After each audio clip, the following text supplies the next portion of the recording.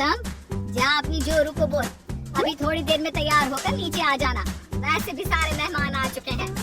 जी माँ। अरे गौतम की माँ, कब मिला रही हो अपनी बहू से? मैंने तो उसकी सुंदरता के बड़े चर्चे सुने हैं। आज हम भी तो देखे कितनी सुंदर है। वैसे मेरी बहू से तो कम ही होगी। काकी, भाभी इतनी सुंदर है ना कि हमको डर है कहीं किसी की बुरी नजर ना लग जाए। देखते हैं कितनी सुंदर है। अरे आप चुप कर और देख अपनी भाभी को, तैयार हुई या नहीं। अरे लो, भाभी आ गई। अरे कितनी सुंदर है, इसके चेहरे पे तो चांद सी चमक है। सुन रिमझिम, क्या नाम है तेरी भाभी का? सही पहचाना आपने, चांदनी है मेरी भाभी का नाम। क्या हुआ काकी, मुंह से बाहर शब्द नहीं निकल रहे? या चांदनी भाभी की चांद सी सुंदरता ने आपका मुंह बंद करवा दिया? हाँ सुंदर तो है, पर सुंदरता से क्या होता है? लड़की में गुण भी तो होने चाहिए। मेरी बहू में सुंदरता के साथ साथ संस्कार भी है। अरे वाह गौतम, सच्ची में तुम्हारी बीवी बहुत सुंदर है। हाँ, एकदम चांद जैसे अलग चमक रही है तुम्हारी बीवी इस पूरी पार्टी में। बात तो तुम एकदम सही कह रहे हो, इस भीड़ में भी सबसे अलग चमक रही है मेरी चांदनी। आज इस पार्टी में तुम्हारी बीवी की सुंदरता ने 4 चांद लगा दिया। गौतम की माँ आस पड़ोस की औरतों से गप्पे मार रही होती है।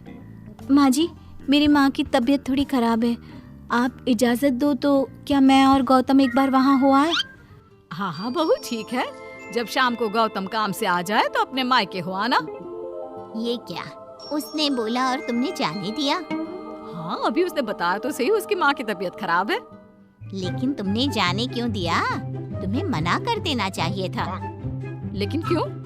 अरे तुम्हारी बहू को अभी शादी किए थोड़े ही दिन हुए हैं और वो अपने मायके जा रही है। अरे घूमने थोड़ी ना जा रही है, वो अपनी माँ को देखने जा रही है। अरे कुछ नहीं जानती, बहुत भोली हो। ये बहुएं बस बहाने बनाती हैं अपने मायके जाने के लिए। मैं तो कहती हूँ तुम अपनी बहू पे थोड़ा ध्यान दो। एक तो तुम्हारी बहू रूप की सुंदर है, कहीं तुम्हारे बेटे को बहला फुसला ना दे। अरे लेकिन वो ऐसा क्यों करेगी? और वैसे भी वो ऐसी नहीं है, वो मेरा बहुत ध्यान रखती है। तुम ना आजकल के बच्चों को नहीं जानती। शुरू में ये सास की सेवा करना, परिवार का ख्याल रखना बहुत अच्छे से जानती है, और पीठ पीछे अपने पतियों को परिवार से अलग होने की सलाह देती रहती है। क्यों बहनों, क्या मैं गलत कह रही हूँ? हाँ वैसे बात तो सही है आपकी। और पता है, मेरी बहन के बेटे की शादी को अभी 1 महीना भी नहीं हुआ और उसका बेटा अपनी बीवी की हर बात मानता है, और तो और अपनी बीवी के लिए अपनी माँ से लड़ता भी है। पूरा का पूरा अपनी जोरू का गुलाम बन गया है। तुम्हारी बहू वैसे भी इतनी सुंदर है, ऊपर से पढ़ी लिखी भी है, और आजकल की पढ़ी लिखी लड़कियां अपने पति को चिकनी चुपड़ी बातों में फंसाकर अपना काम निकलवाना जानती है। हाँ। अरे हाँ, पर मेरी बहू चांदनी समझदार है। हाँ यही तो बात है, तुम किसी के चेहरे पे देखकर उसके दिमाग में क्या चल रहा है वो थोड़ी ना बता सकती हो। और हाँ, अपनी बहू के चांद से सुंदर चेहरे को देखकर धोखा मत खा जाना। अरे जरूरी थोड़ी ना है जो इंसान चेहरे से सुंदर हो वो मन से भी सुंदर हो, क्योंकि चांद पे भी तो दाग होते हैं। थोड़ी देर बाद सभी अपने अपने घर चले जाते हैं। शाम को चांदनी और गौतम घर आते हैं। और बहू, माँ को देखाई? जी माँ जी, अब थोड़ा ठीक है। बहू, अब तुम्हारा घूमना फिरना हो गया हो तो घर के कामों में मेरा हाथ बटाओ। जी माँ जी। मेरा ये घुटनों का दर्द कभी भी शुरू हो जाता है। बहू, लगता है आज सारा काम तुझी को करना होगा। कोई बात नहीं माँ जी, काम ही तो है, काम तो होता रहेगा। आप पहले अपना ख्याल रखिए। ठीक है, अब तो इतना बोल ही रही है तो मैं अपने कमरे में आराम करने जा रही हूँ। अगले दिन सुबह जब गौतम ऑफिस के लिए निकल रहा होता है। माँ, अब कैसा है तुम्हारे घुटनों का दर्द? ज्यादा तो नहीं हो रहा? नहीं तो शाम को चांदनी आपको डॉक्टर के पास दिखाएगी। तुझे किसने बताया? बहू ने इतनी जल्दी तेरे पास मेरी चुगली भी कर दी? हाँ, चुगली नहीं, उसे आपकी चिंता है इसलिए उसने मुझे बताया। उसे डर था कहीं आपका दर्द बढ़ ना जाए। थोड़ी देर बाद चांदनी वहाँ आती है। माँ जी, मैं सोच रही थी हम लोगों को अब किसी दूसरे घर में शिफ्ट हो जाना चाहिए। लेकिन क्यों? और अचानक से तुम्हें ये ख्याल क्यों आया? वो माँ जी, मेरी एक सहेली अपना घर बेच रही है और उसका घर गौतम के ऑफिस के पास पड़ता है। और देखिए ना, गौतम को यहाँ से ऑफिस कितना दूर पड़ता है और आपके लिए भी बाजार दूर पड़ता है। अगर हम वो घर खरीद लेते हैं तो हमारा कितना फायदा है। गौतम को ऑफिस के लिए दूर नहीं जाना पड़ेगा और आपको जब शॉपिंग जाने का मन करे आप जा सकती हो। ऊपर से वो मेरी दोस्त है तो वो हमें घर थोड़े कम दाम में भी बेचेगी। हाँ, बात तो तुम सही कह रही हो। कोई जरूरत नहीं है घर बदलने की। और तू क्या अपनी बीवी के हाँ में हाँ मिला रहा है? लेकिन माँ, मैंने एक बार बोल दिया ना, तो बस अब इसके बारे में कोई बात नहीं होगी। और ये कहते हुए वो अपने कमरे में चली जाती है। चांदनी भी उनके पीछे पीछे चली जाती है।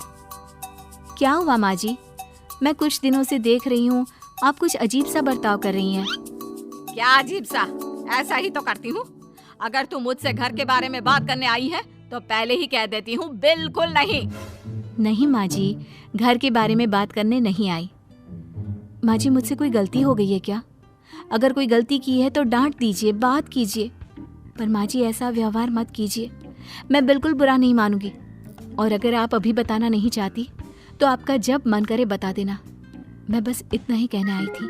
कहीं मैं आस पड़ोस की औरतों की बातों में आके अपनी बहू के साथ गलत तो नहीं कर रही?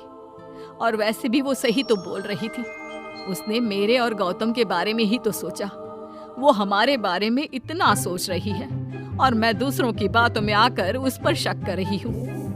कुछ दिनों बाद काकी गौतम के घर गौतम की माँ से मिलने आती है। और गौतम की माँ कैसी हो? मैंने सुना तुम घर बदल रही हो। हाँ, वो वहाँ से गौतम का ऑफिस पास पड़ता है ना, वहाँ की तरफ ज्यादा सुविधाएं भी है। लेकिन इतनी जल्दी तुमने घर कैसे ढूंढा? किसने बताया? मुझे भी बताओ, मुझे भी अपना घर बदलना था। ये चांदनी का आइडिया था, उसी ने घर ढूंढा। देखा, मैंने कहा था ना, इसने अभी से अलग घर ढूंढना भी शुरू कर दिया। देखो, इसमें मेरी भी रजामंदी है।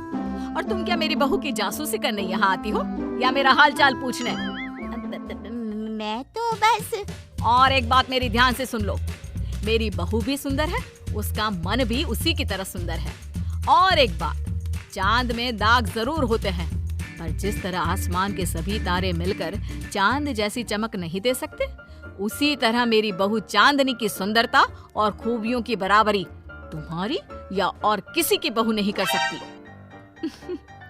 कहने की जरूरत नहीं।